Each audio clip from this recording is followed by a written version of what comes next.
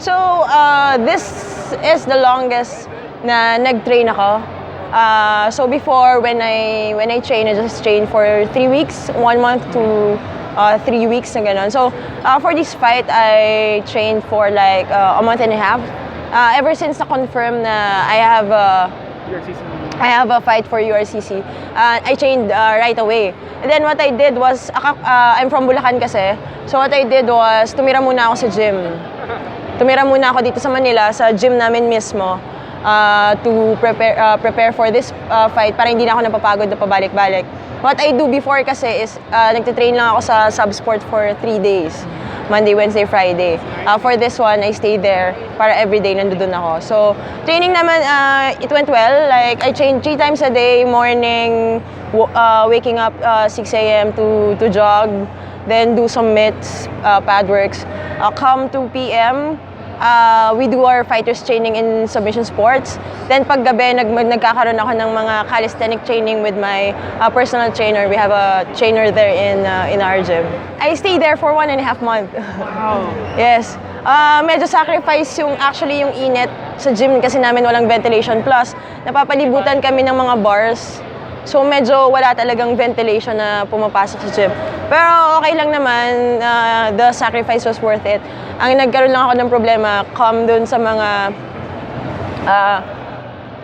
last 2 weeks, parang nagkakaroon ako ng sipon tsaka ubo. I had a virus. Lahat kami nagkakaroon na, so nagkakahawa-hawa. So talaga, lumaklak ng vitamin C. Actually, nung Sunday lang lumabas yung mga plema. It was gross talaga, pero sabi ko, okay lang yan, water ng water para lumabas talaga siya. But thankfully, it didn't affect your weigh-in results. Yeah. Thankfully. Kasi medyo, ang mali ko pa, I didn't know na pag nag-antibiotics ka, manghihina ka pala kasi pinapatay niya yung mga, even your good bacteria. Good thing may madaming mga veteran MMA coaches sa gym. Sabi nila, bakit nanghihina ka? Sabi ko, nag-antibiotics ako for sa plema. Sabi nila, wag, tigil mo yan. It's better na uminom ka na ng water kaysa maganyan kasi mahihina ka. Actually, sabi nila, take it easy kasi nakalaban mo na yun before. Sa akin, hindi. No, sabi ko, hindi. Kasi alam ko na pag magpe-prepare siya for this one alam niya yung mga abangan sa akin, ganyan. So never dapat na, never take it easy pagdating sa training. Dapat kung hanggang dun sa limits talaga dapat.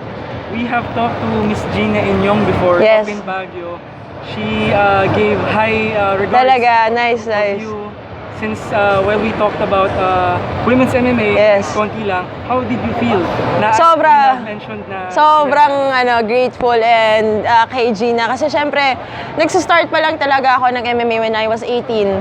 Yung may-ari ng gym sa amin talaga, pinapakita na yung mga pictures niya. Like, oh, ito dapat makakalaban mo in the future, ganyan-ganyan. Dapat maging siya ka in the future. So, nagsisimula pa lang ako, parang sabi ko, wow, may ganito pala, na pwede pala akong makaabot sa ganitong level.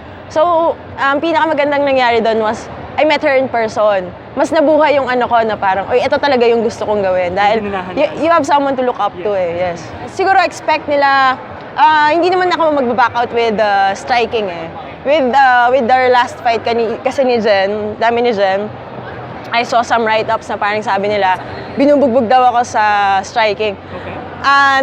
Never ko naman na-feel yun during the fight.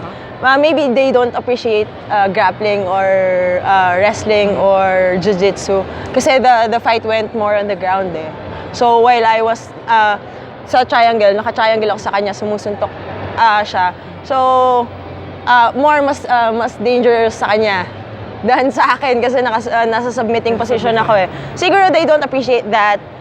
Plus sinabihan naman ako ng mga coaches ko who came from Baguio na yun nga, na hindi naman sila talaga well-rounded sa grappling pa until now.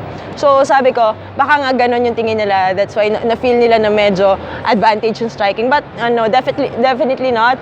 I came from Yaoyan before ako mag-submission sports. I came from Yaoyan when I was 18. Tumagal ako doon for 2 years. So I was focused on striking lang when I was there. Fell in love with wrestling, went in the Philippine team. Then after ko na mag-Philippine team, pumunta na ako sa submission sports. And Miss Gina, sobrang thank you for your beautiful remarks regarding sa atin. Sana mapaganda natin yung women's MMA dito sa Pilipinas.